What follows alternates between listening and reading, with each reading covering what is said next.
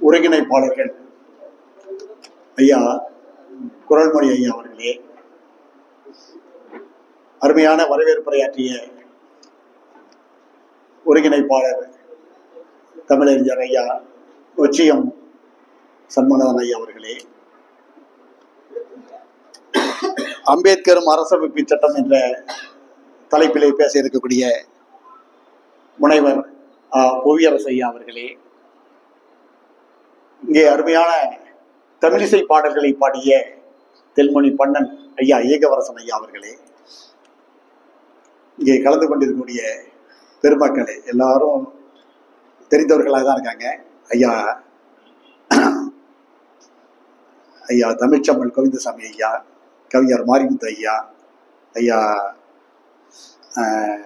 லால்குடி முருகானந்தம் ஐயா, பன்னீர்செல்வம் ஐயா, அண்ணாதுரை ஐயா, பொற்செலியன், எனக்கு தெரிஞ்சவங்க பேரை மட்டும் சொல்லிடுறேன், தெரியாதவங்க மன்னிச்சுங்க. ஐயா சிவசுப்பிரமணியன் ஐயா அவர்கள் இருக்காங்க, ஐயா மனோ ஐயா அவர்கள் இருக்காங்க, அம்மா அருணா அம்மா பேராசிரியர் முதல்வர் அருணா அம்மா, அம்மா ஜெயா அம்மா, சுமித்ரா அம்மா, செசிலி அம்மா, இன்னும் எனக்கு தெரியாதவர்கள் ஜானகிராமன் ஐயா இருக்காங்க, ராஜேந்திரன் ஐயா, நம்முடைய பாபு ஐயா, இன்னும் சில பேர் என்னை மன்னிக்கணுங்க, அத்தனை பேரையும் சொல்லணுதில்லை, என்னுடைய நினைவுல வச்சுக்க முடியல என்னுடைய பேரை. அத்தனை பேருக்கும் என்னுடைய அன்பான வணக்கத்தை தெரிவித்துக் கொள்கின்றேன்.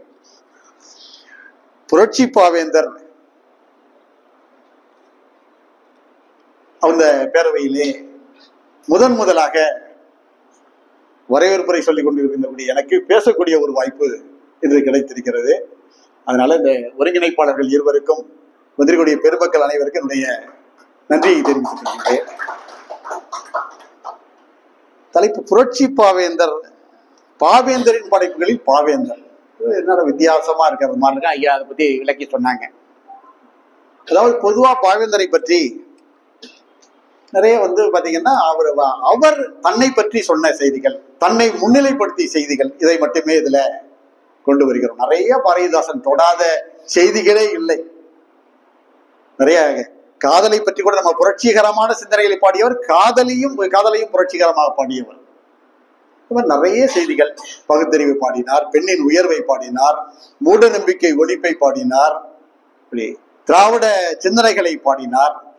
இப்படி நிறைய பாடிய அவர் தன்னுடைய வாழ்க்கை வரலாற்றை தனியா ஒரு சின்ன ஒரு கவிதை, கவிஞரும் காதலும் என்ற ஒரு நூல், பாவேந்தர் இருக்கும் பொழுதே வந்த ஆராய்ச்சி நூல். அது தஞ்சையை சேர்ந்த, இன்னும் சொல்ல போனா சித்திரக்குடி, தஞ்சை மாவட்டம் சித்திரக்குடி நான் பிறந்த ஊர், அந்த ஊரை சேர்ந்த பெரியார் பேருரையாளர், நம்முடைய ஒருங்கிணைப்பாளர் பாவலர் குரல்மொழி அவர்கள்லாம் ரொம்ப நெருக்கமானவர்கள். அவர்கள் புலவர் நா. ராமநாதன் என்பவர், கரந்தை தமிழ் கல்லூரியிலே பேராசிரியராக இருந்தவர்கள்.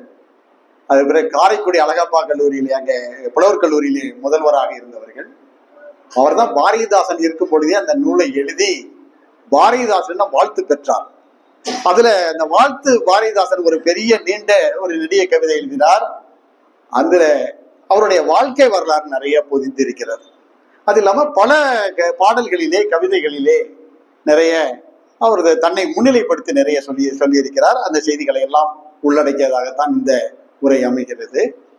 ஒரு செய்தி, இன்னைக்கு ஒரு அருமையான நாள், ஏப்ரல் 27, திராவிட இயக்க முன்னோடிகளிலே ஒருவரும் நீதி கட்சியினுடைய தலைவர்களிலே தலையாயவருமாக இருக்கக்கூடிய சர் பி.டி. தியாகராயர் அவர்களுடைய பிறந்த நாள் இந்த நாள். இந்த நாளிலே இந்த ஒரு நிகழ்வு நடைபெறுகிறது. நான் 2 செய்தி சொல்ல நினைச்சேன். தமிழக அரசுக்கு பாராட்டாக சொல்ல வேண்டும் என்று நினைத்தேன். நம்முடைய ஐயா அவர்கள் வரவேற்புரையிலே அந்த செய்திகளை எல்லாம் சொன்னார்கள். ஒன்று, பாவேந்தருக்கு மணிமண்டபம், விழுப்புரம் பக்கத்தில் இருக்கக்கூடிய கோட்டக்குப்பம் என்ற இடத்துல. அது பாத்தீங்கன்னா அந்த புதுவைக்கும் தமிழகத்தினுடைய எல்லையில இருக்கக்கூடிய ஊர். 2 மாநிலத்துக்கும் பொதுவானவர். புதுவையிலே பிறந்தாலும் கூட தமிழகத்தினுடைய சிந்தனைகளை எல்லாம், பிரச்சனைகளை எல்லாம் அவர் தூக்கி பாடிய அந்த கவிஞர். அவருக்கு மணிமண்டபம் அமைக்கிறார்கள் 3 கோடியிலேங்கிறது, அது நம்ம தமிழக அரசுக்கு ஒரு நன்றியை தெரிவித்துக் கொள்கின்றேன். அதே போல இந்த பாரதிதாசனுடைய பிறந்த நாள் 29 பிறந்த நாள், அதை ஒரு வாரம் தமிழக அரசு தமிழ் வாரமாக கொண்டாடுகின்றது என்பதற்கும் நன்றியை தெரிவித்துக் கொள்கின்றேன். நிறைய இப்ப ஏன் பாவேந்தரில் பாவேந்தர் நம்ம பேசுறோம் அப்படின்னாக்க, நிறைய நம்ம காலத்திலேயே நிறைய பாவேந்தர் பாடாத கவிதைகளை எல்லாம் கூட பாவேந்தர் பாடியதாக புலனத்துல எல்லாம் நிறைய வந்துகிட்டு இருக்குது. உதாரணமா நம்ம இந்த தமிழ் புத்தாண்டு அன்னைக்கு நம்ம எல்லாரும் இந்த கவிதைகளை பார்க்காமல் போயிருக்க முடியாது. புலனத்தை தொடர்றவங்களுக்கு தெரிஞ்சிருக்கும். நித்திரையில் இருக்கும் தமிழா, சித்திரை இல்லை உனக்கு புத்தாண்டு, அண்டி பிழைக்க வந்த ஆரிய கூட்டம் கற்பித்ததே அறிவுக்கோவா 60 ஆண்டுகள், தரணி ஆண்ட தமிழனுக்கு தை முதல் நாளே தமிழ் புத்தாண்டு. இது பாவேந்தர் கொள்கை கருத்து தான். ஆனா பாவேந்தர் பாடியது இல்லை. எல்லாம் பாத்தீங்கன்னா புரட்சி கவிஞர் பாரதிதாசன் என்று வேற ஒருத்தர் எழுதுனது அந்த பெயர் நினைவில் இல்லை. அது அண்மையில செந்தலை கௌதம் கூட அந்த அவருடைய பெயரோடு அதை போட்டிருந்தார்.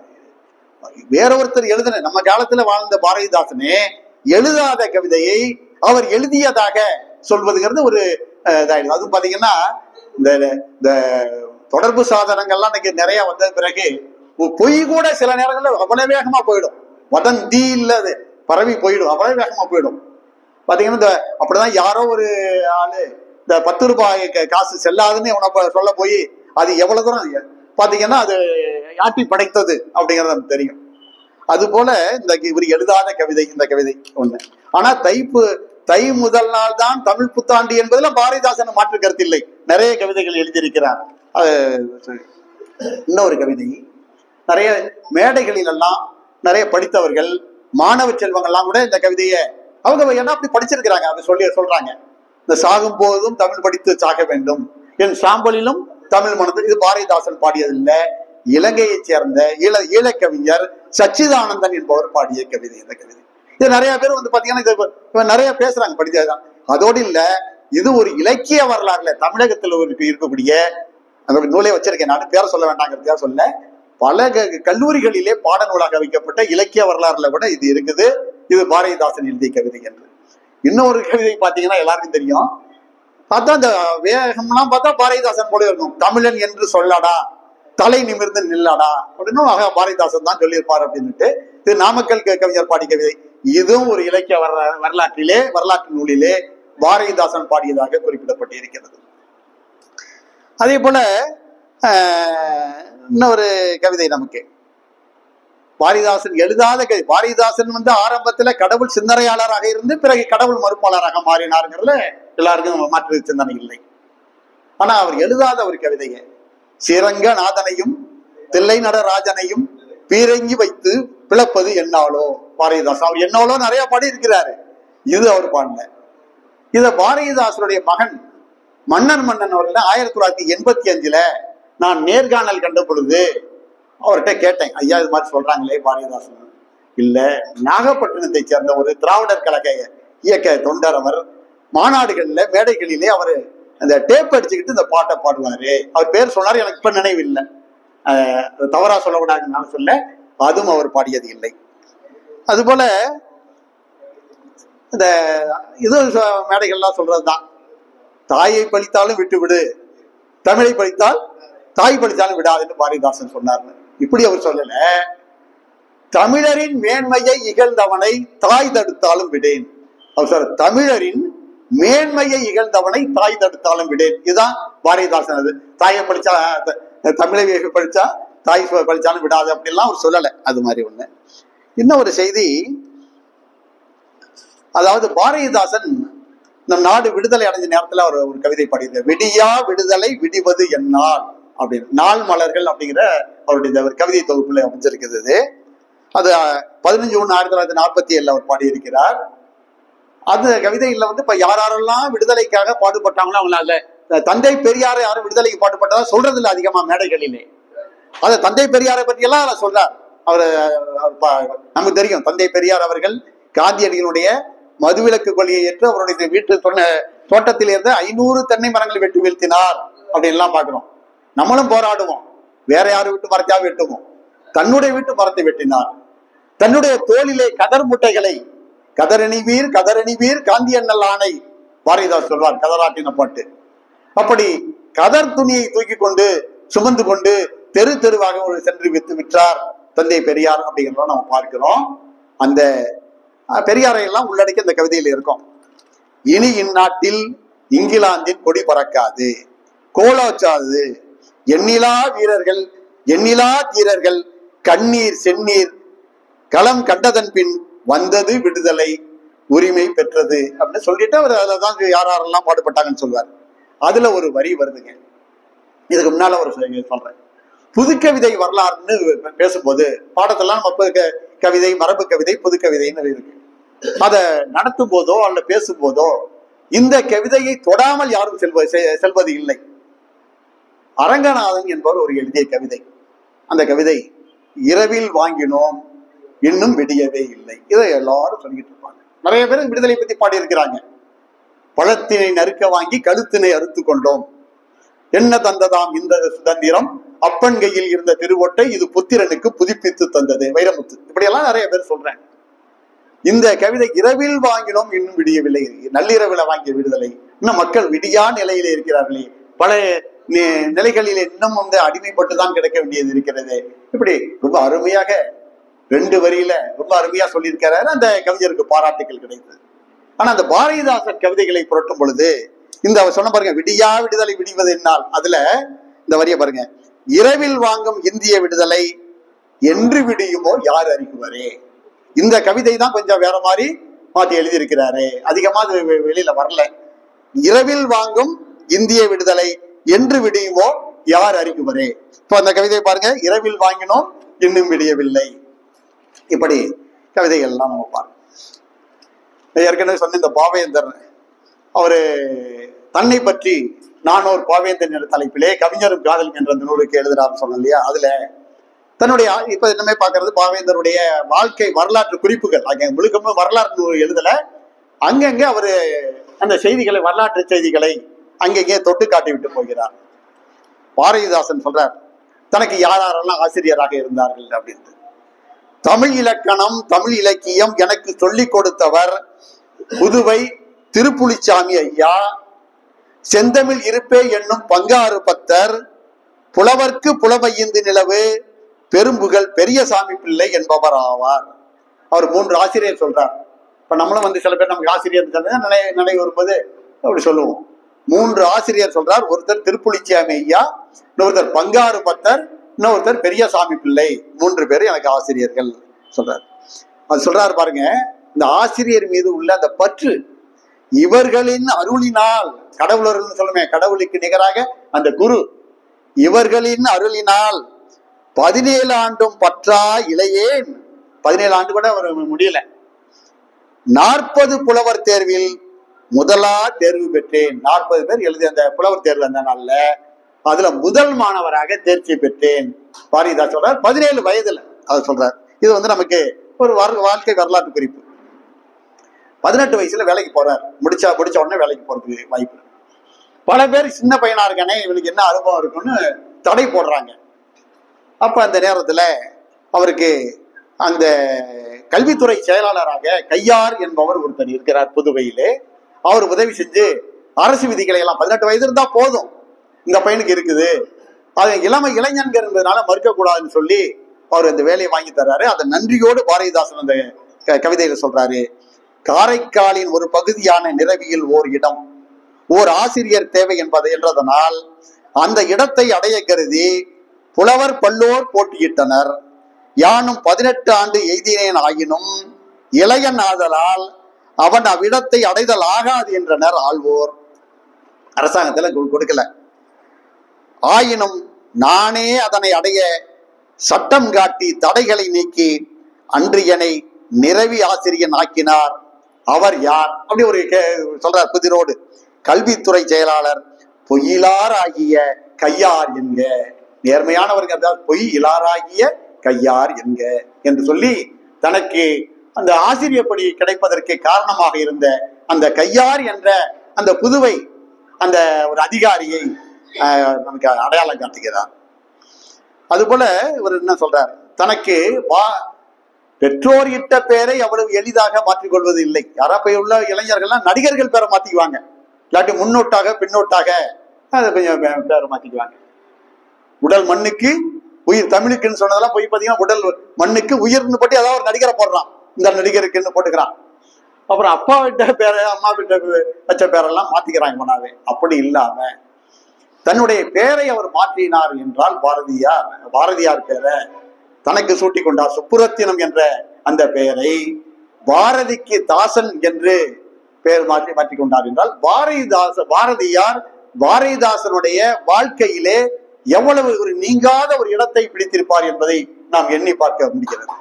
அவர் சொல்றார், பாடலில் ஆரம்பத்தில் இவரும் கடவுளை பத்தி தான் பாடிக்கொண்டிருந்தார்.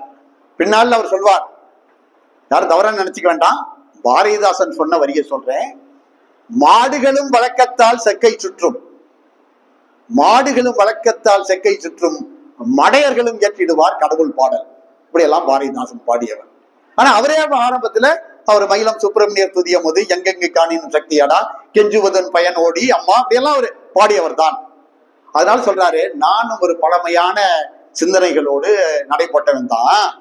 என்னுடைய வாழ்க்கையில எனக்கு ஒரு புதிய ஒரு மாற்றத்தை, புதிய சிந்தனையை, ஒளியை பாய்ச்சியவர் பாரதியார் அப்படின்னு சொல்ல வர்றாரு.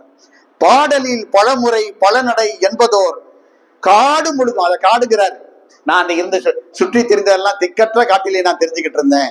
பாடலில் பலமுறை பலநடை என்பதோர் காடு முழுதும் கண்டபின் கடைசியாய் சுப்பிரமணிய பாரதி தோன்றியன் பாட்டுக்கு புதுமுறை புது நடை காட்டினார். நானும் சொல்றாரு, இந்த இடத்துல சொல்றாரு, இன்னொரு இடத்துல சொல்றாரு, பாண்டியன் பரிசு எழுதின பொழுது கூட சொல்றாரு, நான் ஆரம்பத்துல கடின நடையில் எழுதினேன், பண்டித நடையில் எழுதினேன். அந்த காலத்துல யாருக்கும் புரியாமல் எழுதுறவங்க தான் பெரிய அதிமேதாவி, பெரிய நிபுணர், அவங்கதான் பெரிய பண்டிதர் நினைச்சுக்கிட்டு இருப்பாங்க. அவர் எப்படிதான், நானும் அப்படிதான் எழுதிட்டு இருந்தேன். ஒரு முறை பாரதியார் என்கிட்ட சொன்னாரு, ஏன் சுப்புரத்தினம் அப்படி எழுதுற, நாம யாருக்கு எழுதுறோம், பொதுமக்களுக்கு தானே எழுதுறோம், அவங்களுக்கு புரியும் நடையில் எழுத வேண்டும் அல்லவா என்று என்னுடைய கண்ணை திறந்தார். அவர் சொல்றார், அதுக்கு பிறகுதான் நான் எளிமையாக பாடுகின்ற நிலைக்கு நான் வந்தேன் அப்படின்னு சொல்றாரு. இதை சொல்லிட்டு சொல்றாரு, நானும் அவருக்கு இவர் முறையா தமிழ் படித்து வந்தவர் சுப்புரத்தினம். அவர் இன்னும் சொல்லப்போனா அட்டை கிளாஸ் வாத்தியார்னு சொல்லுவாங்க புதுவையில, ஆரம்ப பள்ளி ஆசிரியராக தான் இருந்திருக்கிறார். அதனால அவருக்கு இலக்கண சந்தேகத்தெல்லாம் நான் சொல்லி கொடுத்தேன்னு சொல்றாரு. இதுல சொல்றாரு, நானும் அவருக்கு எழுத்தியல் உதவுமோ தொண்டினால் அவர்க்கும் புலவர்க்கும் தோன்றும் சண்டையில் வெற்றி கண்டிட செய்தேன். அவருக்கும் புலவர்க்கும், புலவருக்கும் அந்த புலமைக்கும், அதான் அதுல சண்டை வெற்றி கண்டிட செய்தேன், நானும் அவருக்கு எழுத்தியல்ல உதவினேன் அப்படின்னு சொல்றாரு. தொடக்க நிலையில அவர் கடவுள் பற்றாளராக இருந்தது சொல்றார். நான் அப்படிதான் இருந்தேன் 30 வயது வரை. 30 வயதுக்கு பிறகுதான் அவர்கிட்ட மாற்றம் ஏற்படுது சொல்றார். ஆசை பற்றிய தமிழின் தொண்டில் ஒட்டிய என் உளம் வெட்டினும் பிரியாது. தமிழ் தொண்டுல உள்ளம் வெட்டினாலும் பிரியாது, அப்படி இருந்தது. வெண்பா முதலிய எழுதும் என் கை, வண்ணம் பாடிக்கொண்டிருக்கும் வாய், வண்ணம் அந்த அந்த ஓசை சத்தம், அன்னைக்கு அவர் கூட சொன்னார், நீங்க சத்தத்தோடு பாடுவது வண்ணம். 30 ஆண்டு முடியும் வரைக்கும் நான் எழுதிய அனைத்தும் என்ன சொல்லும், கடவுள் இதோ என்று மக்களுக்கு காட்டி சுட சுட அவன் அருள் தூய்ப்பீர் என்னும். ஆயினும் கடவுள் உருவம் அனைத்தையும் தடவி கொண்டுதான் இருந்தது என் நெஞ்சம். நான் அப்படி பக்தனா இருந்தால் கூட கடவுள் பற்றி, அந்த உருவத்தை பற்றி எல்லாம் நான் சிந்தித்துக் கொண்டிருந்தேன். கடவுள் மறுப்பு சிந்தனை கொஞ்சம் அந்த காலத்திலேயே தோன்றியது அப்படிங்கிறத செய்தி எங்க சொல்றார். பாரதியார அவரு ஒரு இடத்துல அவர் பேசுற சொற்பொழிவு, பாரதிதாசனுடைய சொற்பொழிவு, அதுல சொல்றார், பாரதியார் தமிழ்நாட்டுக்கு எப்படிப்பட்ட நிலையிலே அவர் கிடைத்தார். அவருக்கு கவிதைகளை சொல்வார். ஒரு இடத்துல சொல்றாரு, தமிழுக்கு, அதாவது தமிழரின் உயிர்நிகர் தமிழ்நிலை தாழ்ந்ததால் இமை திறவாமல் இருந்த நிலையில் தமிழகம் தமிழுக்கு தகும் உயர்வு அளிக்கும் தலைவனை எண்ணி தவம் கிடக்கையில் இலகு பாரதி புலவன் தோன்றினான் என்று சொல்வார் கவிதையில். 2வது பாரதிதாசன் கவிதை தொகுப்பு 2ல இருக்குது. அதுல அதே சின்னதா சொல்றார், பசி ஏற்பட்ட போது உணவு கிடைத்தது என்று சொல்லும்படியாக இந்த விவேக சிந்தாமணி சொல்லும். அதாவது பசிக்கு இல்லாத உணவு ஆபத்துக்கு உதவ பிள்ளை எல்லாம் சொல்லு பாருங்க. பசிக்கு உணவு இல்லைன்னா அப்புறம் எதுக்கு உணவு? அதனால பசிக்கு ஏதாவது உணவு கிடைக்குமான்னு எங்க நேரத்துல உணவு கிடைச்சா இப்படி இருக்குமா பாரதி தோன்றினார். இதையும் பாரதிதாசன் கவிதையில சொல்றார். நமக்கு எல்லாம் தெரியும், நித்திய தரித்திரராய் உழைத்துழைத்து திணைத்துணையும் பயனின்றி பசித்த மக்கள். தினம் தினம் உழைக்கிறான், அவன் உழைக்காமல் இல்லை, அவனுக்கு சாப்பாடு கிடைக்கலன்னா அவன் சோம்பேறியாக இருக்கான், தூங்கி வழிகிறான் இல்லை. அவன் உழைக்கிறான். ஆனா அவனுடைய உழைப்பை இன்னொருத்தன் யாரோ உறிஞ்சிக்கிட்டு இருக்கிறான். முதலாளி கிட்ட போய் சேருது. பட்டுக்கோட்டை கல்யாண சொல்லுவாரு, காடு விளைஞ்சன்னா மச்சான் நமக்கு கையங்காலம் தானே மிச்சம், ஒண்ணுமே இல்லை என்பத. கைகாலம் தான் ஏற்கனவே இருக்க, என்ன மிச்சம், ஒண்ணு இல்லை அப்படிங்கிறத. காடு விளைஞ்சு நல்லா விளைஞ்சிருக்கு, நெல்லு விளைஞ்சிருக்கு, வரப்பு உள்ள மறைஞ்சிருக்கும்பா. அவ்வளவு விளைச்சல், வரப்பே தெரியல.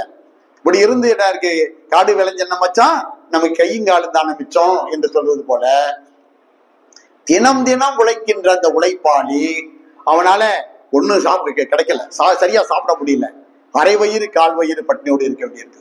பாரதிதாசன் சொல்றார், நித்திய தரித்திரராய் உழைத்து உழைத்து உழைச்சுக்கிட்டே இருக்கிறான். உழைத்து உழைத்து திணைத்துணை பயனும் இல்லாமல், திணைத்துணை பயனின்றி பசித்த மக்கள் சிறிது கூழ் தேடுங்கால், கூழ் கிடைக்குமான்னு நினைக்கிறான், சிறிது கூழ் தேடுங்கால் பானையார கணத்திருந்த வெண்சோறு காணும் இன்பம்.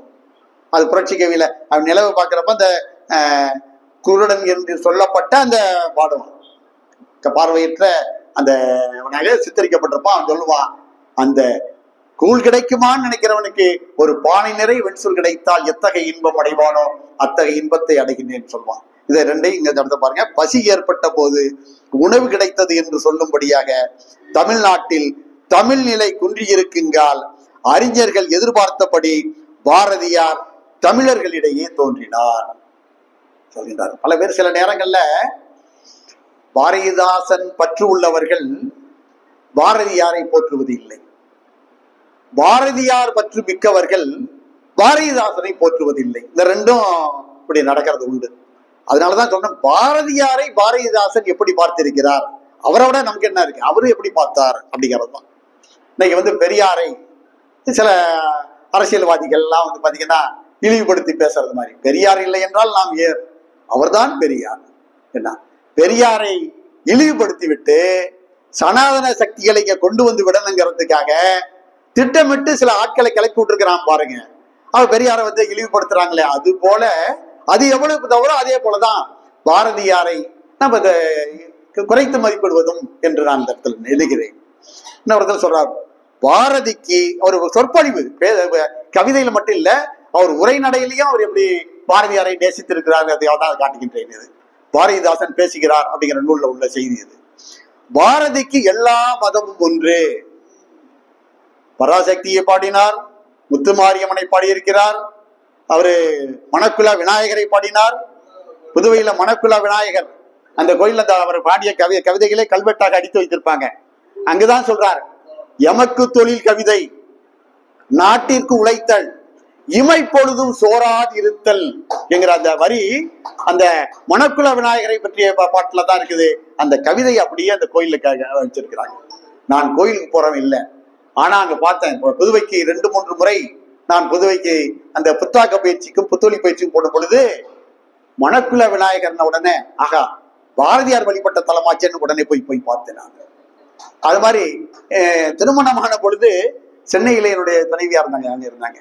அவங்க கோயிலுக்கு போறேன், நாங்க மற்ற இடத்துல போக மாட்டோம், எங்க என்ன பார்த்தா சாரதி கோயில், ஆனா பாரதியார் வழிபட்ட கோயிலாச்சே போய் பார்த்துட்டு வருவோம், அங்கதான் அந்த யானை தூக்கி போடுது.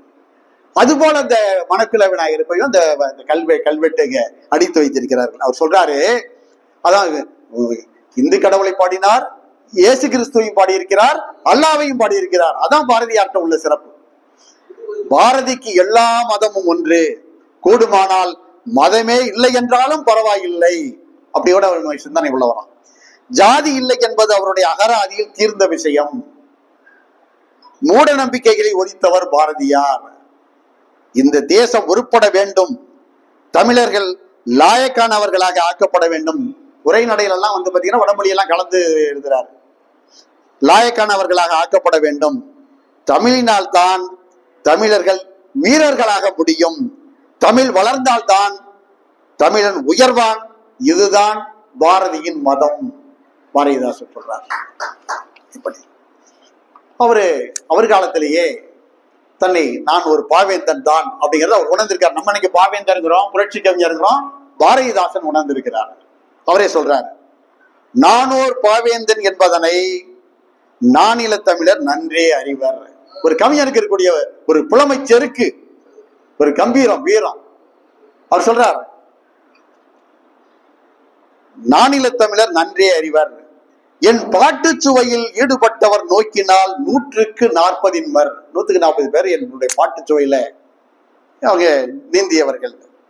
என் நடை தம் நடை, என் யாப்பு தம் யாப்பு என்று இந்நாள் எழுந்துள்ள பாவலர் தம்மை எண்ணினால் இருப்பவர் தம்மில் 100க்கு 99 பேர் என சொல்லுவர். இவருடைய கவிதைகள் எல்லாம் நிறைய பேர் எடுத்து எழுதினாங்க சொல்றாரு. திரைப்பட பாட்டும் பேச்சும் செய்பவர் இருப்பிடம் என்ற நூல்களின் இருப்பிடம். அவரால் வெளிவந்துள்ள திரைப்படம் என் நூற்சொல்லை மாற்றியது குறிப்பிடும். பலியது அவர் மேல் என் நூல் அல்லது வலியது அவருக்கு கற்பனை ஏது? கட்சி தலைவர்தம் கட்சி குழந்தையின் தொட்டில் ஆட்ட பாடிய பாட்டும் வளர்க்க பாடி வந்த பாட்டும் என் பாட்டாகும். முன்னொரு நிகழ்ச்சியில கூட நம்ம சொல்லியிருக்கிறோம், பாவேந்தர் பாரதிதாசனுடைய கவிதைகள் முதல் தொகுப்புல இருக்கக்கூடிய 2 கவிதை இருக்கும், தாலாட்டு பாடல்கள். பெண் குழந்தை தாலாட்டு, ஆண் குழந்தை தாலாட்டு. அந்த பெண் குழந்தை தாலாட்டு திராவிட இயக்க தலைவர்களாக இருந்த குத்தூசி குருசாமி, குஞ்சிதம் குருசாமி, அவங்க அந்த காலத்திலேயே கலப்பு திருமணம் செய்து கொண்டவர்கள். அந்த குத்தூசி குருசாமி அவர் தாங்க நேத்து சுந்தரவடிகளுடைய சகலை சொல்லுவாங்க. அந்த குஞ்சிதம் குருசாமி அம்மா அவங்க வீட்டுக்கு போயிருந்த பொழுது, பாரதிதாசன் போனது பொழுது ஒரு தாள் எடுத்து கொடுத்து, அவங்களுக்கு குழந்தை பிறந்திருக்குது, பெண் குழந்தை. ஐயா, இருக்கிற தாலாட்டெல்லாம் அறிவுக்கு பொருந்தாதாக மூட நம்பிக்கை உடையதா இருக்குது, ஒரு பகுத்தறிவு நோக்கில எங்களுடைய குழந்தைக்கு ஒரு தாலாட்டு பாடி கொடுக்குறீங்களா அப்படின்னு கேட்டதாகவும், உடனே ஒரு தாள் கொடுமான்னு சொல்லி அவங்க வீட்டுல உட்கார்ந்து எழுதினதான் அதுதான் பெண் குழந்தை தாலாட்டு. சாணிக்கு பொட்டிட்டு சாமி என்பார் செய்கைக்கு நாணி உறங்கு நகைத்து நீ கண்ணுறங்கு சொல்வார். வன்மை, தன்னகரம், வன்மை உயர்வு நலமெல்லாம் பெண்மையினால் உண்டென்று பேச வந்த பையிலேயே என்றெல்லாம் பெண்ணை உயர்வுபடுத்தி பாடுவார். அதுதான் அவரு ஓய்வு பெற்றத சொல்றார். ஓய்வு பெற்றான்னு சொல்றாரு. 8/11/1946 ஓய்வு பெற்றாராம். 8/11/46 எழில் ஒரு நாள் விட்டு பிரிந்ததென் ஆசிரிய பணி, மேலும் என்னை கட்டுப்படுத்துவது ஒன்றில்லை. நிறைய இடத்துல அவர் ஆசிரியர் பணியில ஒரு இடத்துல இருக்கல, ஓராண்டு கூட ஒரு இடத்துல இருக்க மாட்டாராம், தூக்கி பந்தாடுவாங்களாம். அதை கூட பல இடங்கள்ல அவர் சொல்லுவார். இடமாற்றம் செஞ்சுக்கிட்டே இருக்கிறாங்க, அங்கங்க மக்கள் பிரச்சனையில் இந்த தமிழ் மொழிக்கு போராட்டம் அதெல்லாம் ஈடுபட்டுக்கிட்டே இருக்கிறாரு அவர். இன்னமே என்னையா பண்ணுவீங்க, என்னை எதுவும் கட்டுப்படுத்தாதுன்னு சொல்றாரு. என்னை கட்டுப்படுத்துவது ஒன்றில்லை, திங்கள் கடைசி தோறும் தட்டாது வந்திடும் ஐம்பான் வெண்பொற்காசு சம்பளமே. அந்த காலத்துல 50 ரூபாய் பெரிய தொகையா எனக்கு வந்துடும், நம்ம என்னை எது கட்டுப்படுத்த முடியாது அப்படின்னு சொல்றாரு. பாரதிதாசன் அவர்கள் ஆரம்பத்துல என்ன சொன்னா, ஒரு காந்திய கொள்கைகளை எல்லாம் ஏற்று கதராட்டின பாட்டு பாடினார்னு சொன்னோம். அவர் விடுதலை போராட்ட வீரர்களுக்கெல்லாம் உதவி இருக்கிறார் அப்படிங்கிறத அந்த குறிப்பு அவர் சொல்றார். அந்த இதுல திலகர் செய்த உரிமை கிளர்ச்சியால் கொலை முதல் பற்பல குற்றம் சுமந்த வாவு சிதம்பரம் பிள்ளை போன்றவர்கள் எல்லாம் திலகர் பக்கம், தேவராஜ பக்கம் இருந்தாங்க. பாரதியார் போன்றவர்கள் எல்லாம் கூட மிதவாதம் கோகலே தலைமையிலே, கோபாலகிருஷ்ண கோகலே மிதவாத அணியினர், திலகர் பாலகங்காதர திலகர் தலைமையிலே தீவிரவாத அணியினர். இதுல பாரதியார், வாவு சிதம்பரம் பிள்ளை இவங்கெல்லாம் அந்த திலகர் அணியில தான் இருந்தாங்க. சொல்ல, திலகர் செய்த உரிமை கிளர்ச்சியால் கொலை முதற் பற்பல குற்றம் சுமந்த மாசிலா மனத்து மாடசாமியும் அன்புரு பாரதி அரவிந்தர் முதல் வன்முறை உடையரால் வருந்துவார்க்கு உதவியாய் வன்முறை புதுவையில் செத்து பிழைத்தேன். அவங்களுக்கு உதவி நான் செத்து பிழைச்சேன் அப்படிங்கிறார். யார் அந்த மாசிலா மனத்து மாடசாமின்னு அவர் சொல்றார் இல்லையா, பாவேந்தர் குறிப்பிடக்கூடிய அந்த மாடசாமிங்கிறவரு எஸ்.எம். மாடசாமி பிள்ளைன்னு அவர் பேர். வஉசியின் மீது எல்லையற்ற ஈடுபாடு கொண்டவர். வஉசி தொடங்கிய அந்த சுதேசி கப்பல் கம்பெனியில அவர் பணியாற்றியவர் அந்த மாடசாமி. திருநெல்வேலி புரட்சி இயக்க கூட்டங்களிலே, அங்க நடந்த புரட்சி இயக்க கூட்டங்களிலே கலந்து கொண்டு ராமமூர்த்தி என்ற மாற்று பெயரிலே அங்கு செயல்பட்டவர். அவர் பல பேர்ல இருக்கிறார். வ.உ.சி. சுப்பிரமணிய சிவா இருவரும் கைதானதும் 1907 மூண்டெழுந்த திருநெல்வேலி கலவரங்களில் மாடசாமியும் குற்றவாளியாக்கப்பட்டார். வாஞ்சிநாதன் ஆசை கொன்றதையொட்டி மாடசாமியை பற்றி தகவல் தந்தால் அவங்களுக்கு பணம் அப்படின்னு சன்மானம் சொல்றாங்க. அது அறிவிப்பெல்லாம் கொடுத்திருக்கிறாங்க காவல்துறையில. அப்ப அந்த மாடசாமி புதுச்சேரியில புகுந்து தலைமறைவாகி இருந்திருக்கிறார். அவரை பாதுகாப்பதுல பாரதிதாசனுக்கு பெரும் பங்கு இருந்திருக்கிறது. இத அவருடைய நூலான குடும்ப விளக்குல, பாரதிதாசனுக்கு புகழ் சேர்த்த நூல்களிலே ஒன்று குடும்ப விளக்கு. அது 5 பகுதியா இருக்கும். ஒரு நாள் நிகழ்ச்சி, திருமணம், மக்கட்பேறு, விருந்தோம்பல், முதியோர் காதல், இப்படின்னா 5 பகுதியாக இருக்கும். அந்த குடும்ப விளக்கு, இந்த குத்து விளக்கு போல 5 திரி உள்ள விளக்கு போல அது படம் இருக்கும். 5 பகுதியாக இது இருக்கும். அதுல இந்த விருந்தோம்பல்கிற பகுதியில முதியவரா இருக்கக்கூடியவர், அந்த கதையினுடைய தலைவர் மணவழகர், அவர் தான் அந்த கதைக்கு தலைவர், மூத்தவரா இருப்பார். பாரதிதாசன் இந்த நூலை மறைமலை அடிகளுக்கு காணிக்கை ஆக்கியிருக்கிறார். இந்த குடும்ப விளக்க இந்த மணவழகர்ங்கிற பேரை ஏன் தெரிவு செஞ்சிருக்கிறார் தெரியுங்களா? திருவி கல்யாண சுந்தரனார் மீது அவருக்கு ஈடுபாடு.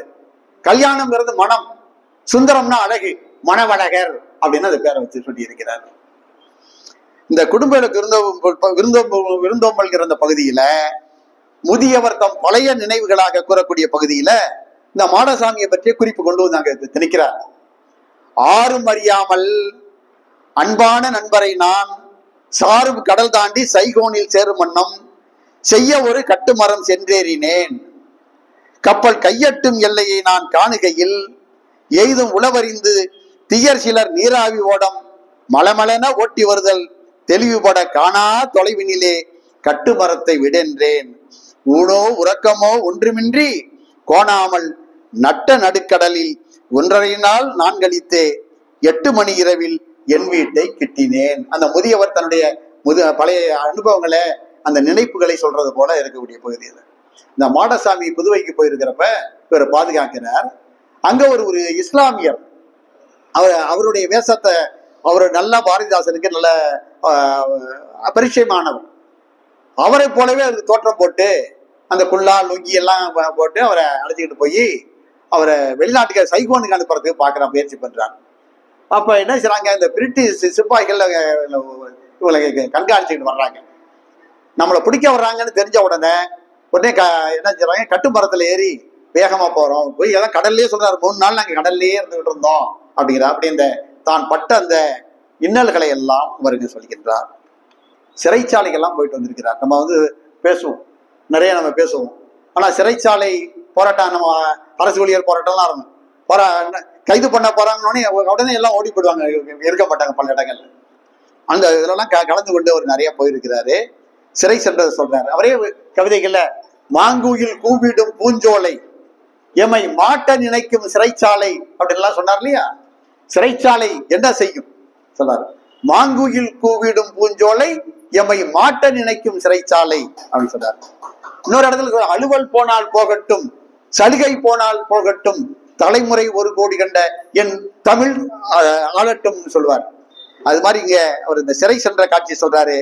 மக்கள் நலம் காத்தல் கண்டு, ஐயா நேரம் ஆச்சுன்னு எனக்கு சொல்லுங்க, எனக்கு அந்த ஒரு குறிப்பு கொடுங்க, நான் உங்களுக்கு முடிச்சுக்கிறேன். அது மாதிரி மக்கள் நலம் காத்தல் கண்டு ஆள வந்தார் எக்கேடு சூழினும் அஞ்சேன்.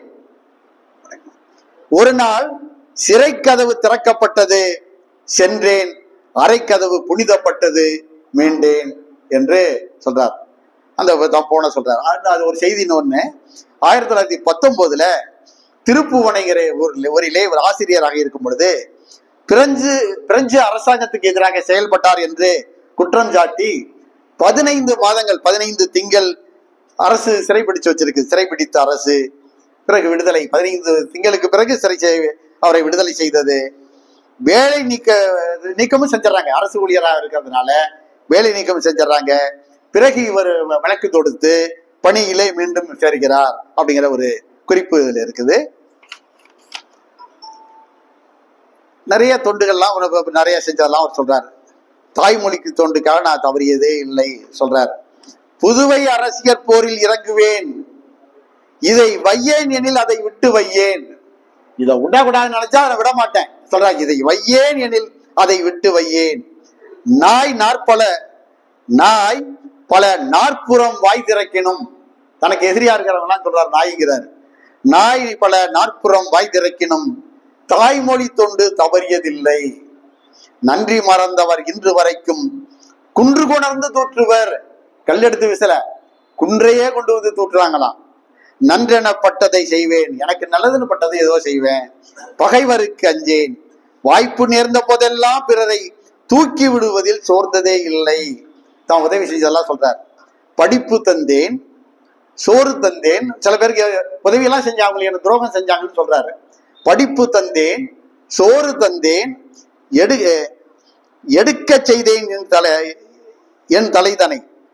அதாவது படிப்பு தந்தேன், சோறு தந்தேன், தலை எடுக்க செய்தேன். அவனை தலையெடுக்கிறதுக்கு ஒரு ஆளாக்கினேன்.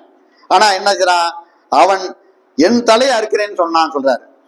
அவன் அறுக்க முயன்ற போதும் சிரித்தேன், என் கை பற்றி எழுந்து என் பின் என்னாலே துன்புறுத்தும் பிள்ளைகள் பற்றிய கதைகள் பல உள்ள, தடைகள் கணக்கில, எதையும் தாண்டி இந்நாள் 70ஆம் ஆண்டினை ஈழை நோய் அங்காந்த வாயையும் தாண்டி அடைந்தேன், சாவு தோற்றது. 70 வயதுல அவரு அந்த மரணத்தின் விளிம்புக்கு போயிருக்கிறாரு. அதான் சொல்றாரு, தாண்டி அடைந்த சாவு தோற்றது.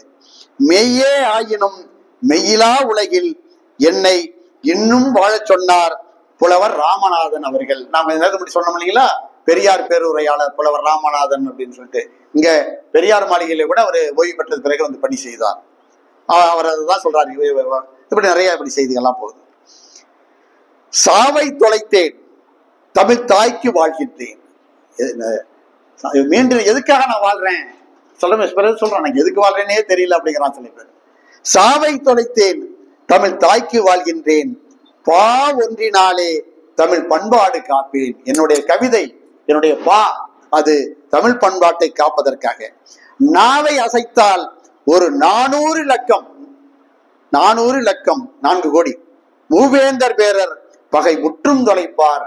அவருக்கு அந்த காலத்துல ஏதோ சங்க காலத்துல இருந்தது மாதிரியே பாரதிதாசனுக்கு நினைவு இருக்கும். அதனாலதான் அவர் வந்து பாத்தீங்கன்னா மூவேந்தர் பேரர், சேரர், பாண்டியர்லயே சொல்லுவார். சலுகை போனால் போகட்டும், என் அலுவல் போனால் போகட்டும், தலைமுறை 1 கோடி கண்ட என் தமிழ் விடுதலை ஆகட்டும். இப்ப சொன்னோம் இல்லைங்களா, அவர் அதில் சொல்றாரு, தொடர்ந்து சொல்றாரு.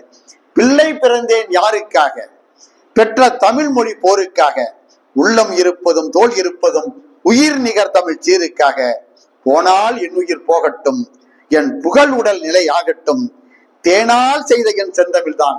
செந்தமிழ்னாவே இனிமை, அது தேனால செய்த செந்தமிழாம். தேனால் செய்த என் செந்தமிழ் தான், திக்கட்டுமே தோழ நிற்கட்டும் என்று என்னுடைய எந்த சலுகை போனால் என்ன, அலுவல் போனால் என்ன, என் உயிர் போனால் என்ன, என்னுடைய தமிழ் ஆட்சியிலே இருக்க வேண்டும், அரியணையிலே இருக்க வேண்டும். அவருடைய பாரதிதாசனுடைய அந்த ஒரு பாசத்துக்கு உள்ள ஒரு கவிதை ஒன்று கிடைத்தது. பொதுவா பிள்ளைகள்கிட்ட தான் பெற்றோர்கள் கண்டிப்பாக இருப்பாங்க அதிகமா.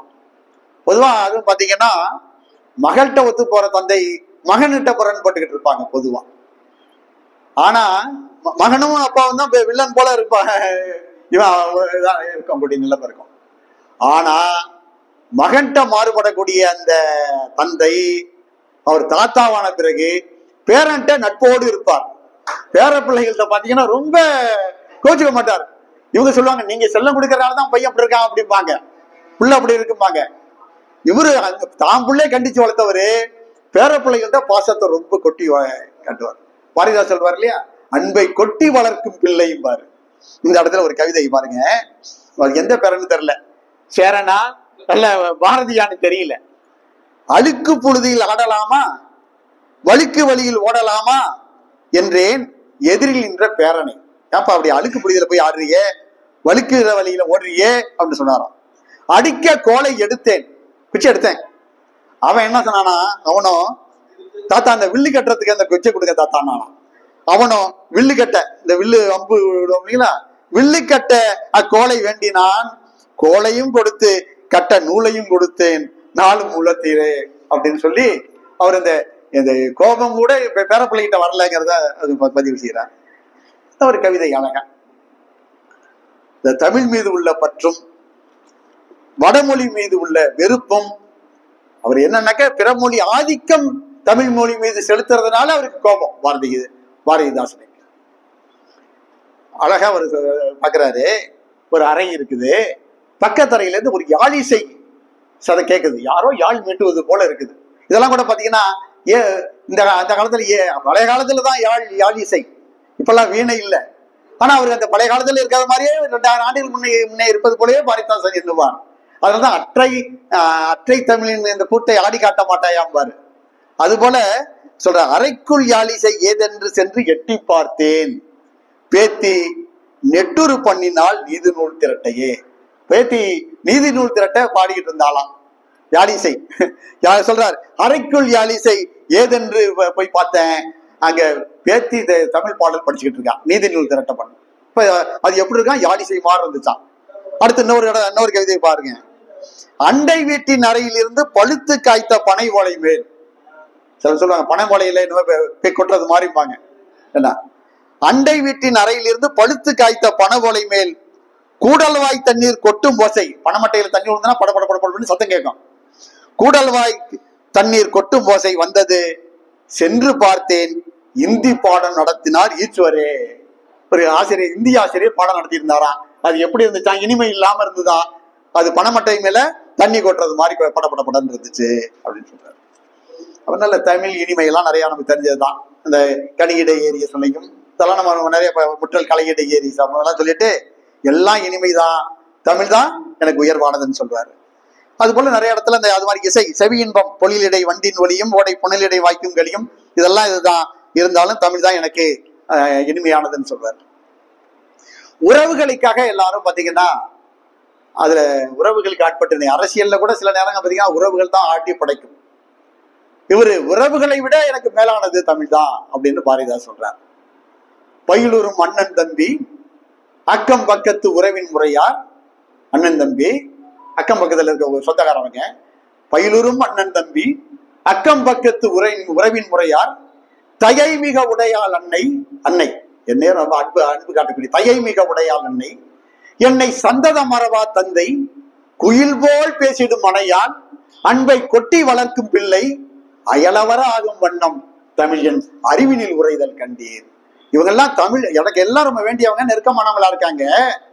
தமிழ் என்று வந்த பொழுது இவர்கள் அத்தனை பேரும் அயலவராக ஆகும்படி தமிழ் என்னுடைய அறிவிலே அது உறைந்திருக்கிறதை பார்க்கிறோம் அப்படின்னு சொல்றாங்க. அது ஒரு பாடல், இந்த வாழ்வினில் செம்மையை செய்பவள் நீயே. நம்ம இங்க நீராறும் கடல் உடுத்த பாடுறது போல புதுவை மண்ணிலே தமிழ் தாய் வாழ்த்தாக பாடக்கூடிய பாட்டு தான் வாழ்வினில் செம்மையை செய்பவள் நீயே என்கிறத பாட்டு. மாண்புகள் நீயே என் தமிழ் தாயே, அந்த பாடல அவர் சொல்றாரு, தமிழையும் தன்னையும் தாய் பிள்ளையாவே அவர் சொல்லிட்டு இருப்பாரு. நம்ம அதனாலதான் தாய்மொழின்னு சொல்றோம். தாழ்ந்திடு நிலையினில் உணை விடுப்பேனோ, தமிழன் என்னாலும் தலைகுடி வேணோ, சூழ்ந்தின்பம் நல்கிடும் பைந்தமிழ் அண்ணாய், தோன்று உடல் நீ உயிர் நான், நீ என்னுடைய உடல் நீ, உன்னுடைய உயிர் நான் அப்படி எல்லாம் சொல்றாரு. அது மாதிரி தமிழ் பேருன்னு ஒரு கவிதை நமக்கு எல்லாம் தெரிஞ்ச கவிதை. ஐயா அடிக்கடி இந்த மேடைகளிலே நம்ம ஈகவரசன் ஐயா பாடுவார். ஏடெடுத்தேன் கவி ஒன்று வரைந்திட என்னை எழுதென்று சொன்னது வான், ஓடையும் தாமரை பூக்களும் தங்களின் ஓவியம் தீட்டுக என்று உரைக்கும், காடும் கலனியும் கார்முகிலும் வந்து கண்ணை கவர்ந்திட எத்தனிக்கும், ஆடும் மயில் நிகர் பெண்கள் எல்லாம் வந்து உயர் அன்பினை சித்திரம் செய்க என்றார். எல்லாரும் ஓடி வந்து என்னை செய்ங்க, என்னை எழுதுங்க அப்படின்னு எல்லாம் இயற்கை பொருட்கள் எல்லாம் வந்து சொல்லிக்கிட்டு இருக்கிறாங்க. சோலை குளிர் தரு தென்றல் வரும், பசும் தோகை மயில் வரும், அன்னம் வரும், மாலை பொழுதினில் மேற்றி செய்விலும் மாரிக்க பருதி காட்சி தரும், வேலை சுமந்திடும் வீரனின் தோல் உயர் வெப்பென்று சொல்லி வரைக எனும், கோலங்கள் யாவும் மலை மலையாய் வந்து கூவின என்னை. எல்லாம் வந்து என்ன பாடுங்க என்ன பாடுங்கன்னு கவிஞர் சொல்றப்ப அவர் சொல்றாரு, என்னை இவற்றிடையே இன்னலிலே தமிழ்நாட்டினிலே உள்ள என் தமிழ் மக்கள் துயின்றிருந்தார். என்னுடைய தமிழ் மக்கள் இன்னலிலே அவர்கள் பலவிதமான இன்னல்களுக்கு ஆட்பட்டு அவர்கள் தூங்கிக் கொண்டிருக்கிறார்கள். இன்னலிலே தமிழ்நாட்டினில் உள்ள என் தமிழ் மக்கள் துயின்றிருந்தார், அன்னதோர் காட்சி இரக்கம் உண்டாக்கி என் ஆவியில் வந்து கலந்ததுவே என்று தமிழர்களுடைய நிலையை தான் பாரதிதாசன் பாடுவார். அது அந்த தமிழ் பேர் அதுலதான் சொல்வாரு, இன்பத்தமிழ் கல்வி எல்லாரும் கற்கணும். இன்பத்தமிழ் இந்த கடைசி பாராத வரும். இன்பத்தமிழ் கல்வி யாவரும் கற்றவர் என்றுரைக்கும் நிலை எய்திவிட்டால் துன்பங்கள் நீங்கும், சுகம் வரும், நெஞ்சினில் தூய்மை உண்டாகிடும், வீரம் வரும் என்று சொல்வார். இன்பத்தமிழ் தமிழ் கல்வி வேணும் அப்படிங்கிறத சொல்றார். பாரதிதாசன் அவர்கள் திருச்சி அவர் தஞ்சாவூருக்கு தொடர் வண்டியில போயிட்டு இருக்கிறார். ஒரு அருமையான ஒரு கவிதை நல்ல இதா இருந்தது. அதான் என்ன சொல்றாருன்னா, தமிழன் உணவே, இதுல தமிழன் உணர்வேன்னு இருக்கு புத்தகத்துல, தமிழன் உணர்வே தமிழருக்கு அமிழ்து, தமிழன் உணவே தமிழருக்கு அமிழ்து அப்படின்னு இருக்கணும். சாப்பாட்டு வேலை, அந்த கவிதை அப்படியே படிச்சா ரசிக்கலாம். சாப்பாட்டு வேளையில் தஞ்சாவூரின் நிலையம் சேர்ந்தது நெடும்புகை வண்டி. திருச்சியிலிருந்து திரு வீரமணியின் திருமணம் வாழ்த்தி திருச்சி நின்று திரும்பும் எனக்கு பெரும் பசி வயிற்றை பிசைவதாயிற்று. நானும் யாரும் தவறா நினைச்சுக்க வேண்டாம், இதுல இருக்கிறத பிடிச்சிடுறேன். சரி, அது வரைய விட்டுறேன் நான். தமிழன் ஒருவன் தலைப்பெட்டியுடன் சுவை நீர் இட்டலி தூய வடை என்னும் அமிர்தை என் காதில் போட்டான் அழைத்தேன். தலையில தூக்கிட்டு ஒருத்தன் இட்லி வடை அதெல்லாம் வித்துக்கிட்டு இருக்காங்க தஞ்சாவூர் தொடர்வண்டி நிலையத்துல. அரையனா விழுக்காடு வடைகள் 6, அவ்விழுக்காடே அன்பின் இட்டலி 3, பருப்பு குழம்பில் முழுக தாயனை இட்டான் சேயன உண்டேன். அவ காசுக்கு தான் கொடுக்குறான், காசுக்கு. ஆனா இவர் சொல்றாரு, தாயனை இட்டான், தாய் போல அன்போடு கொடுத்தான், சேயன உண்டேன், சுவை நீர் சுட சுட தந்தான் பருகினேன், இத்தனைக்கும் ஆரணா என்றான், அத்தனை உண்டேன் தந்ததோ ஆரணா. ரொம்ப சுவை பிரியர், ரொம்ப சாப்பாட்டு பிரியர் அவரு. தஞ்சை வண்டி சரையில் ஓர் தமிழன் மலிவு விலையில் உண்டி வழங்கினான் என்பதில் வியப்பே இல்லை. ஆனால் இத்தனை சுவையினை எங்கும் நான் காண்கிறேன். உண்டி விற்கும் உண்மை தமிழரே அண்டிய தமிழர், அமிழ்தமிழ் தமிழ்தன செப்பும் வண்ணம் செய்திரம் பெருக அப்படின்னு சொல்லி அந்த தஞ்சாவூர் புகைவண்டி நிலையத்தில் இருந்த அந்த ஒரு வணிகர் அந்த பாராட்டி அவர் சொல்றார். அதனால தமிழருக்கு தமிழனுடைய உணவு தான் சிறந்தது அப்படின்னு சொல்றாரு.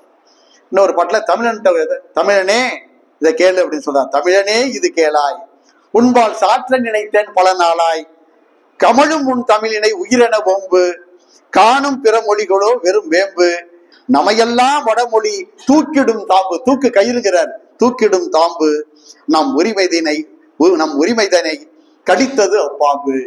இன்னைக்கும் அந்த வடமொழியினுடைய ஆதிக்கம் இந்த நாளிலும் நம்மகிட்ட ஆதிக்கம் செலுத்துறத பாக்குறோம். பொருத்தமான கவிதையா இருக்கு. பாரதிதாசன் உணவுல அசைவ பிரியர், அதுல ரொம்ப மீன் ரொம்ப பிடிக்குமா அவருக்கு.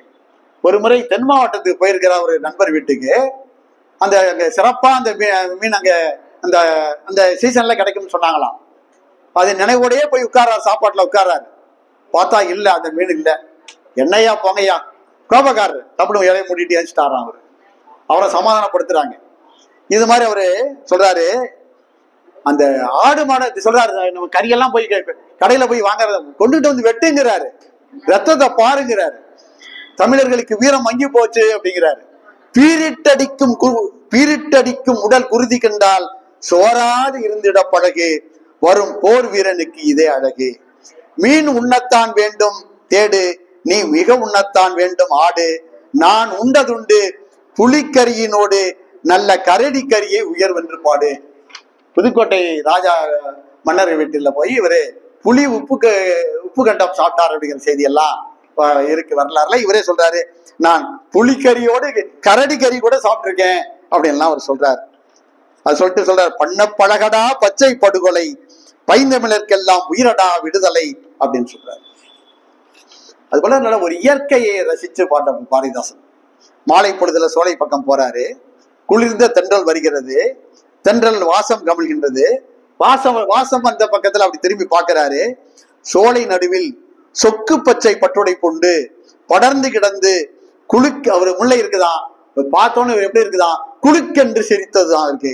குழுக்கென்று சிரித்த முல்லை மலர்கொடி கண்டேன் மகிழ்ச்சி கொண்டேனே அப்படிங்கிறார்.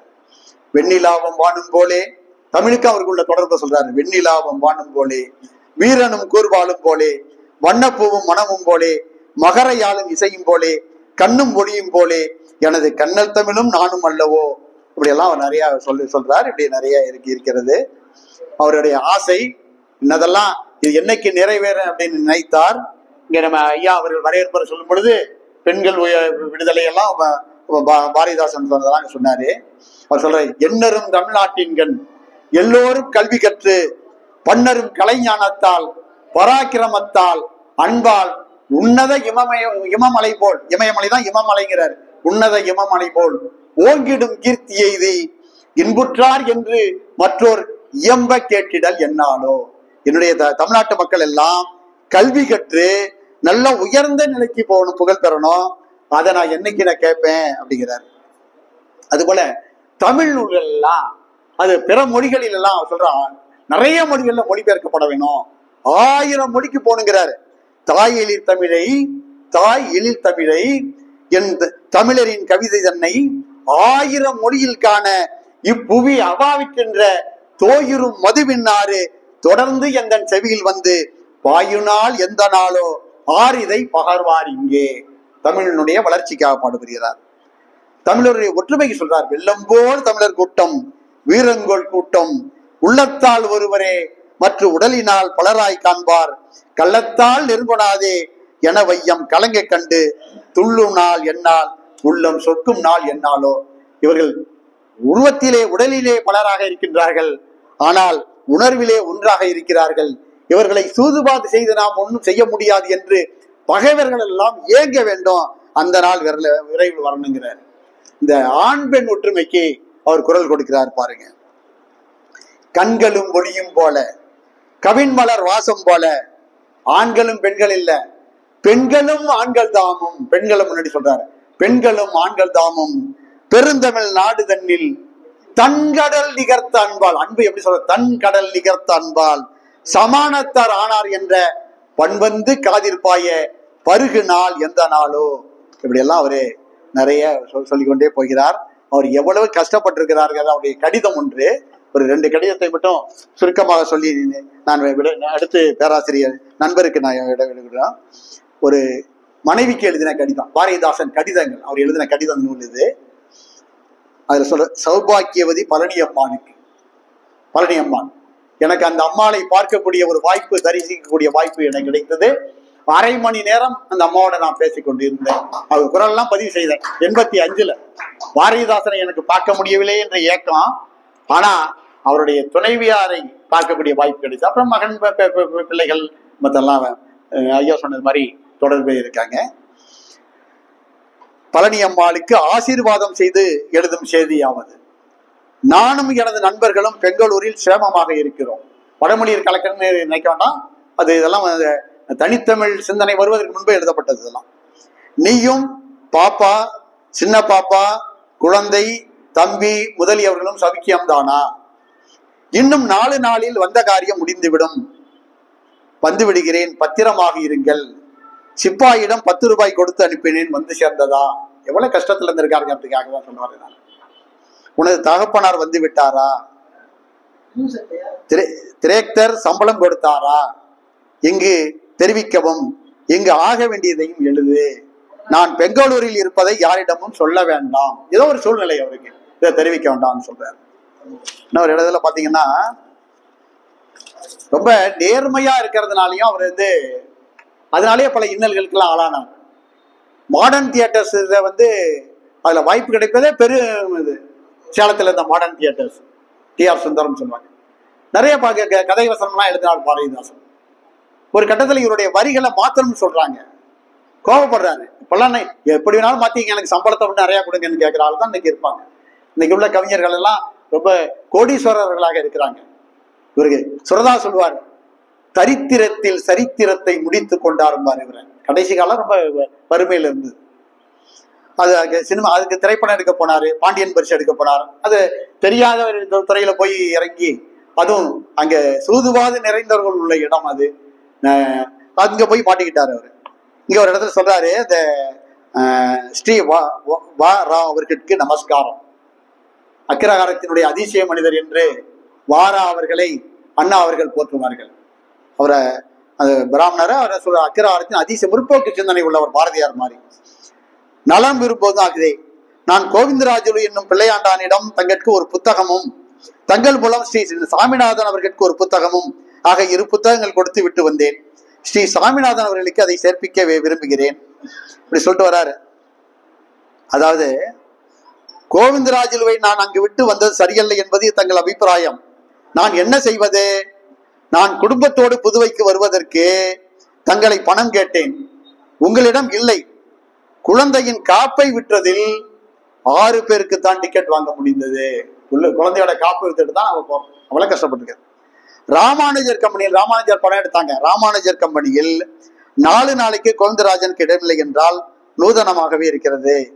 ஆனால் இது நான் எதிர்பார்த்ததுதான். என்னை லீவு சம்பளம் இல்லாமல் வாங்கி கொண்டு வர சொன்னீர்கள். சம்பளம் இல்லாமல் லீவு, சம்பளம் இல்லாமல் லீவு வாங்கிட்டு வாங்கன்னு சொன்னீங்க. அப்படி வர சொன்னதால் நான் வந்திருக்கிறேன் என்பது ராமானுஜர் கம்பெனிக்கு தெரிந்திருந்தும் என்னை ராமானுஜர் கம்பெனியானது அங்கு சாப்பிடாதிருக்கும்படி விரட்டிற்று. அங்க கம்பெனில சாப்பாடு இல்லை, வெளில போய் சாப்பிடுங்கிறாங்களாம். நான் சென்னையில் உங்களை நம்பி கால் வைத்த தேதியிலிருந்து கடைசி வரை எங்கு சாப்பிடுகிறாய், சாப்பிடும் இடத்தில் வசதி எப்படி என்று நீங்கள் விசாரித்ததே கிடையாது. மனித வாழ்க்கைக்கு இன்றியமையாத தர்மங்களில் சில தங்களிடமிருந்து நீங்கி வருவதை நான் கண்டு வருந்துகிறேன் சொல்லிட்டு என்ன கோவப்பட்டெல்லாம் எழுதுறாரு. இப்படி எல்லாம் எவ்வளவு வறுமையில இருந்திருக்கிறாருங்க, அதை சொல்றதுக்காக சொன்னேன். ஒரே ஒரு இதோட முடிச்சுக்கிறோம். அவர் சொல்றாரு, என் தமிழ் கவிதை தொண்டும் இனியதோ. கடைசி காலத்துல எழுதுறாரு அவர். என் தமிழ் கவிதை தொண்டும் இனியதோ, நான் பிறந்த முன்னால் நன்னாளோ, என்னை முதிர் அன்பில் வாழ்த்தல் நன்றோ, இன்னும் நான் பொன்னால் வாழ்ந்தால் என்னால் பொன்னாட்டிற்கு என்னதான் நன்மை என்பது எனக்கு ஏதும் விளங்கவில்லை. நான் சொல்றார், இனிமே நான் எவ்வளவு நாள் இருந்து என்ன பண்ண போறேன், எனக்கு நன்மையா என்னன்னு தெரியல. மலேசியாவில் இருக்கக்கூடிய அன்பர்கள், தமிழ் அன்பர்கள் எல்லாம் இவருக்கு பிறந்தநாள் வாழ்த்து சொல்றாங்க. அப்ப நன்றி தெரிவிச்சுதான் எனது நன்றின்னே இந்த கவிதை அமையும். சொல்றார், அலைகடற்கு அப்பால் வாழ்வார், அன்பால் என் அகத்தில் வாழ்வார், ஊக்கத்தை எனக்களித்தார், உயர் மலேயாவில் உள்ளார். சொல்றாரு பாருங்க, தூக்கத்தில் பிதற்ற நேர்ந்தால், நான் தூக்கத்துல பிதற்றினா கூட, தூக்கத்தில் பிதற்ற நேர்ந்தால் தூய் தமிழ் பிதற்றும் என்பாய். நான் தூக்கத்துல ஏதாவது உணர்னா கூட தமிழினுடைய சிறப்பை தான் சொல்லி உணர்வேன். தூக்கத்தில் பிதற்ற நேர்ந்தால் தூய் தமிழ் பிதற்றும் என்பாய். ஆக்கத்தை எனக்கு இந்நாட்டார் அளித்திட்ட அறிவையெல்லாம் தேக்கியன் தமிழ் மேன்மைக்கே செலவிட கடமைப்பட்டேன் என்று தமிழினுடைய மேன்மைக்காகவே தன்னுடைய வாழ்க்கை அமைவதாக சொல்கின்றார் பாரதிதாசன் அவர்கள். உண்மையிலே தமிழ் மேன்மைக்காக தமிழ் பேருணர்ச்சி இன்று தமிழகத்திலே இருக்கின்றது என்றால் அவருடைய எழுச்சிமிக்க கவிதைகள் தான் காரணம் என்பதை நாம் அறிவோம். இப்படி அந்த பாவேந்தருடைய வரிகளில் இருந்து, பாவேந்தருடைய படைப்புகளில் இருந்து பாவேந்தரை அறிந்து கொள்வதற்கும் நம்ம அனைவரும் பகிர்ந்து கொள்வதற்கும் நல்ல ஒரு வாய்ப்பை தந்த புரட்சி பாவேந்தர் பேரவையினுடைய ஒருங்கிணைப்பாளர்களுக்கும் இங்கே வந்திருக்கக்கூடிய அறிஞர் பெருமக்கள் அத்தனை பேருக்கும் என்னுடைய மனமார்ந்த நன்றியை தெரிவித்துக் கொள்கின்றேன். நன்றி, வணக்கம்.